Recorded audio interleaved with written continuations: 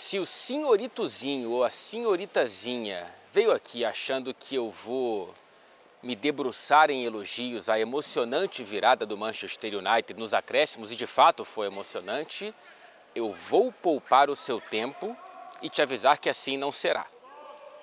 A minha sensação está muito parecida com aquela vitória contra o Southampton aqui.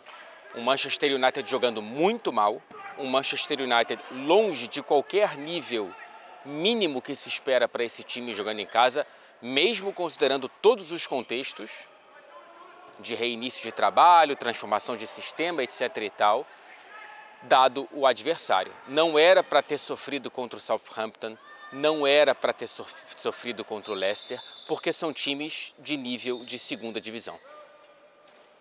Ponto. Deixa eu só aproveitar para mostrar para vocês aqui, antes de continuar na minha crítica. Eu estou gravando aqui depois das entrevistas coletivas e está rolando um treinamento aqui dos jogadores do Manchester United que entraram no segundo tempo ou não entraram. Então temos ali o autor de um dos gols, o Zirkzee, o Casemiro, o Eriksen, entre outros, e eu acho que o treino acaba de terminar. Então pelo menos eu mostrei para você a tempo. Voltando com a sensação ruim, cansada, mais do mesmo, e voltamos aqui. O Manchester United só venceu porque o adversário é muito fraco. O Leicester é um time muito fraco de futebol. E foi por isso que o Manchester United venceu. E eu sei que só venceu também porque teve um gol irregular validado.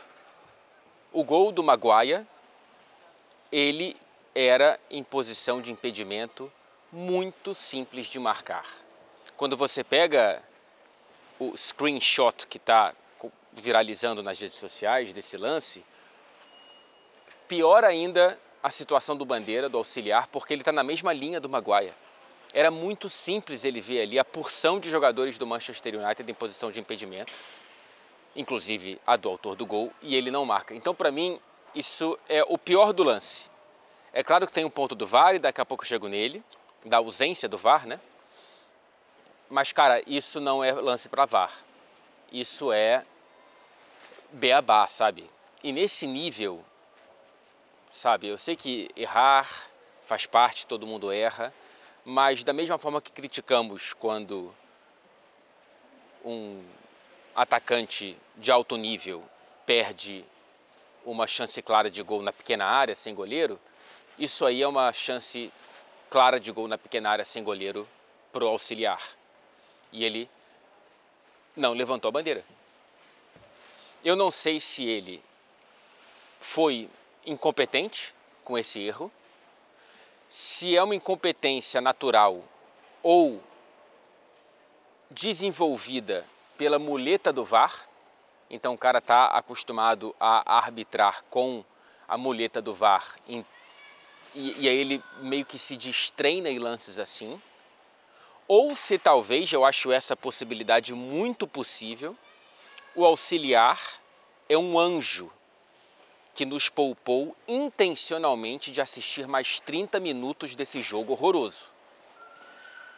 E eu agradeço se for o caso, porque ele pensou em todos nós que estávamos aqui ou assistindo a essa partida de qualquer lugar do mundo.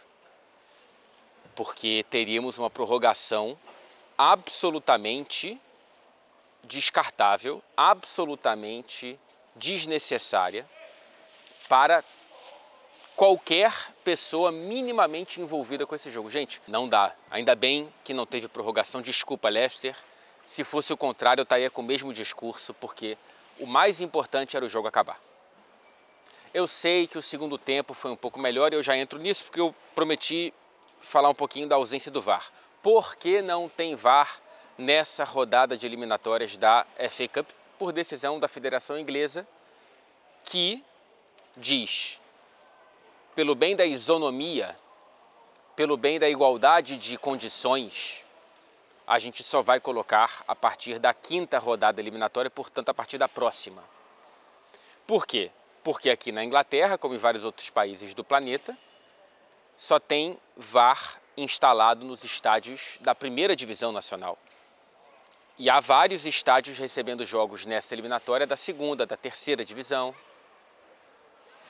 Quanto mais para frente você deixa na competição, mais naturalmente você tem times da primeira divisão e menos de divisões inferiores e, portanto, mais isonomia. Porque mesmo que passe um time da terceira divisão, o Exeter City, vamos supor que ele passe adiante, para a rodada que tenha VAR. No estádio dele, se ele jogar em casa, não vai ter VAR. A FA não vai instalar VAR para aquele jogo. Então teremos um jogo de toda a rodada, pelo menos sem VAR. É mais ou menos isso que acontece na Copa do Brasil, né? A Copa do Brasil não tem VAR, até onde eu sei, até certo momento da competição. Imagino que por motivos similares. Sobre, cara, a melhora no segundo tempo é o mínimo do mínimo do mínimo. Gente, é o mínimo do mínimo do mínimo. Que bom que isso aconteceu para o torcedor do Manchester United, para o Rubem Amorim, para ter algum sorriso em meio a um jogo de incredulidade. Assim. O primeiro tempo foi absolutamente horrível.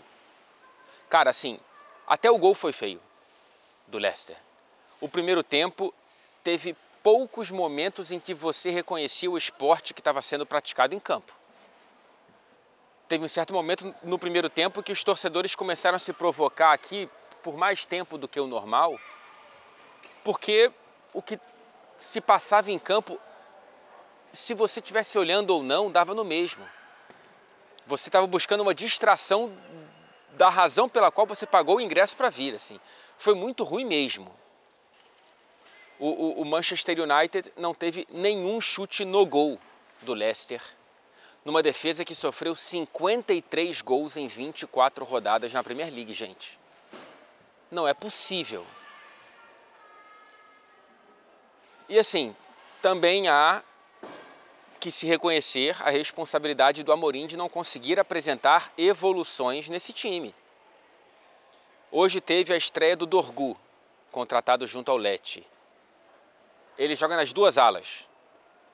Então hoje ele jogou na direita.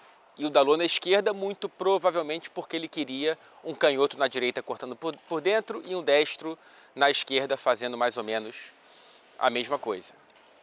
Para espetar um pouco mais o Mainoo de um lado e o Amad Diallo de outro. Não deu muito certo. Aí a gente tem a experiência do Mainoo mais adiantado e o Bruno mais recuado. Também não está dando certo. O Mazraoui como terceiro zagueiro pela esquerda. O De Ligt no banco. Então, assim, já está tudo meio mais ou menos. E o Amorim está tirando os jogadores de posição. Se der certo, vai transformá-los e descobrir novas posições, mas até agora não está dando certo na maioria dos casos. E isso, na minha perspectiva, também não tem ajudado, cara. O Garnacho mudou o jogo. O Garnacho, que começou no banco de reservas, mudou o jogo. O Amorim tirou o estreante Dorgu, recuou o Diallo para a ala direita e colocou ali o Garnacho espetado do lado do Dalot, o que melhorou a partida do Dalot, que era bastante suficiente, assim como de absolutamente qualquer jogador que estava em campo. Então melhora com a entrada do Garnacho, o Zirkzee consegue fazer um gol, que é importante para ele. O Maguire, que está ali brincando com o filho, se eu não me engano, olha lá. O Maguire está brincando com o filho por ali. É bonito que ele tenha vivido isso, tá? Eu sei que está impedido, mas o gol foi validado e é bonito que ele esteja vivendo isso porque o Maguire, tão criticado por mim e pelo mundo, é um dos caras que tem conseguido dar a volta por cima numa temporada de tantos tropeços coletivos e individuais do Manchester United. Eu sinto que a torcida confia mais no Maguire, inclusive respeita o Maguire por ter dado a volta por cima, falando no campo. Ele ainda erra, o Maguire para mim não é um zagueiro de elite, mas ele pode ser um zagueiro muito útil. E acho bacana que ele esteja vivendo um dia como hoje. Então, cara, eu tô esperando para ver alguma evolução desse Manchester United.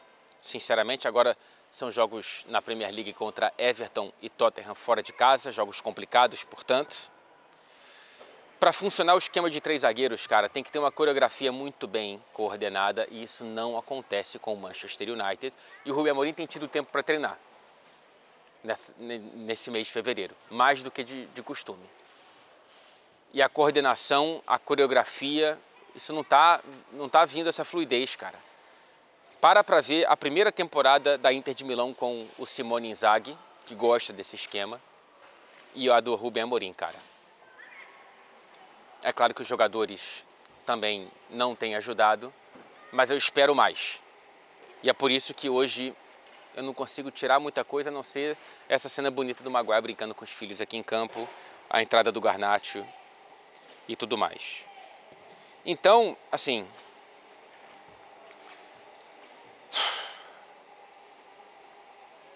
é nesse tom que eu entrego para você nessa sexta-feira à noite.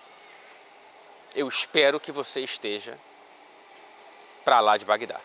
Até o próximo vídeo.